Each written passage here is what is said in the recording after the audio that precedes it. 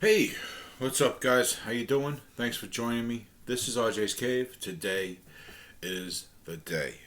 I finally talk about the amp, the type of amp I think you should be looking for as your first bedroom amp. Okay? Before we get into that too much though, do me a favor. If you like the video, hit the like button. And if you want to see more, definitely hit the subscribe button and the notification bell. Alright, that way you get messages whenever we drop a video, and hopefully YouTube gets the message and puts those videos in front of more people, right? So this is a companion video to an earlier video I made about your first guitar, more specifically about a few things you should look for, and some that possibly to avoid, and some possibly because they're going to help make your journey with that guitar easier. Okay? And I didn't have time then, so I wanted to make sure that I gave the amp part its fair share. So here we are, part two, so to speak, the amp part, right? Alright. Now, if you watched that last video, link in the description, then you know what I'm about to say next, okay? Because if you go, when it comes to amps, first amp, first guitar, don't get that package, okay? When you walk in the music store and you see that starter pack by this brand, that brand, whatever, it's got the Rockstar on the cover with playing the guitar with the little amp that's barely as big as his boot. Excuse me. Stay away from those. Absolutely stay away from those. Everything in it's junk. As far as quality, it's not going to last. The cord that plugs the amp into the guitar is not going to last more than a couple of weeks. The gig bag is basically a plastic sleeve. The strap is basically a piece of that same material. Okay? And the amp, this is the strap, right? Strap. The amp now is got a tiny little 4 or 5 inch speaker with a little set in the side, and this little 7-inch cardboard box that looks like it's supposed to be an amp. And the moment you plug into it and you turn it up, you're gonna blow that thing to pieces. It's the speaker isn't really built to handle the volume of the 5 watts in that little amp. Okay, so just stay away from that package altogether. Okay, I said it in that video and I'm saying it here. Okay, so now, there's also, these days, modeling amps, right? Modeling amps are awesome, okay? They have a lot of features. They can sound like a lot of different things, a lot of different amplifiers, a lot of different effects.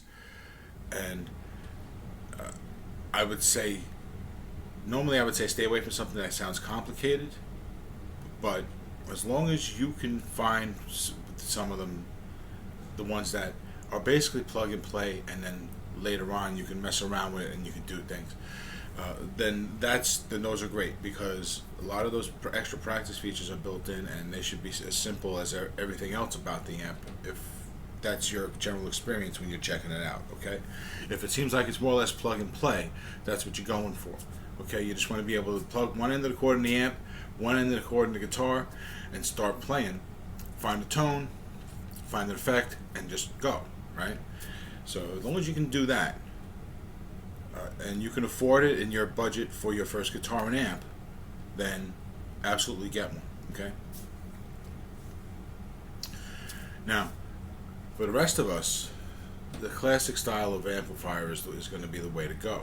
Okay, we're looking for a way to get a good package together that's going to be end up with a respectable instrument and a decent amplifier as a starting point for a musical journey, right? Something that's going to be simple, something that's not going to confuse anything, right? So that's where this type of amp comes in here. This is a solid state amplifier. Solid state is very durable and it can take a beating, and they last a while. Okay. Plus, the companies that make them have been making them a long time. Okay, so they make them for a lot of different people, and they make so you can, anyone these days can go in and say, hey, I need you to make 10,000 of them with this brand on it, and I want these specs, and they'll make them for you. Okay, so that's kind of what happens with this specific amplifier. This is from a company called monoprice.com, and it's their Stage Right brand amp. Now, I am not talking about any particular brands here, but this is a good example of what you can find at a low price point that, coupled with within a budget. Let's say you have a $300 budget. I paid 2 years ago $65 for this.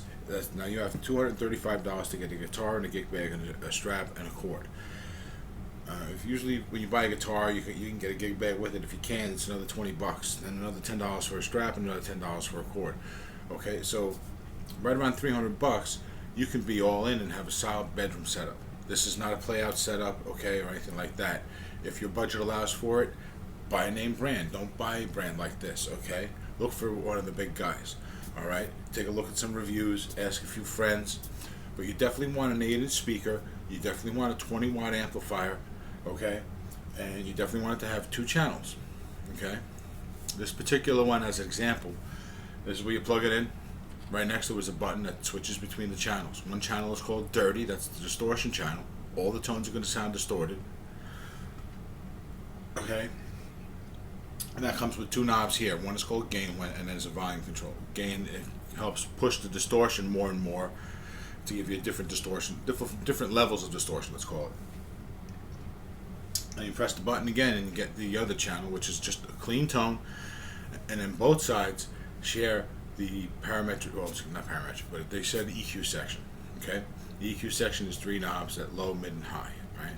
And when they're at 5, they're basically flat. Consider that like a flat tone, unaffected by the amp, more or less. And then you could dial backwards to take out that tone, or dial forward to add more of that tone, more or less. That's the basic idea. With that basic knowledge, you play around with those knobs and you get yourself some decent tones out of an amp like this. Also, the 8-inch speaker is a speaker that is designed to be played, be used with a guitar. Okay, they built this speaker to be put into an amp. This is not just a general purpose speaker, so we can handle the way a guitar pushes a speaker. All right. All right. Now, in the bedroom amp, you also want to have a jack so that you can connect your phone. Okay, I can connect to YouTube, connect it to this. Right. Also, headphone jack right next to it. All right, so that you can play at night, you can practice whenever you want. And then also, a lot of times they come with a line output jack. Okay, line output jack is so that you can connect to a device that connects to your computer, or like a mixer or something like that. Okay, so for instance, I've used this with my brother, and I used to do a podcast called the Wicked Theory Podcast. You can check it out here on YouTube. There's some audios of it here. Anyway. So I would connect this to the board and then play the theme song live, okay? And it sounded pretty good, right? It's actually a pretty solid overall amp. Highs get a little too high, the lows don't get quite low enough. That's kind of what happens with a 8-inch speaker. But overall, this is good. Also, because this particular one is inexpensive, I'm going to do a special video on upgrading the speaker at some point. If you'd like to see that, let me know in the comments, okay? But that's an aside, all right? So that's really it, guys, with this stuff. You want to get something like this, I think. Now, like I said, 65. This is 2 years ago. I think it's a little more now. They still have it over there at monoprice.com. There's other options out there. Don't forget to take a look at some of the modeling amps. There's some small ones that are relatively inexpensive, available online and in stores. So don't be afraid if you can expend up and it doesn't seem like it's going to be complicated from the start, then definitely pick them up. Even with the little speakers and everything, those are tuned and ported and they sound really nice. It's not like the little amps that you get in those packages we talked about, all right? So even the little ones can be really good. I have a Katana Mini, and it's tiny. It's not within reach. It's tiny, and it actually sounds pretty good. Not quite great, but a lot better than anything you would expect in a little tiny box about that big, you know? So, decent guitar, decent amp. Stay away from the junky amps, please. Okay? And practice. Don't be afraid to practice. Alright? Take your time. You'll get there. All right. Got any issues, any concerns, anything you want to talk about, or maybe I can give you some advice on, or we can research together, whatever, something. I'm here. Comment, okay? I'll check the comments. So let me know what's up, and if there's something I can do through as a video that's going to help you guys, I'll do it. So thank you very much for watching all the way to the end. Please remember, like, subscribe, notifications bell, please, okay? It helps you, it helps me, and that's good for everybody. This is RJ's Cave. Remember, when you make music, you make magic.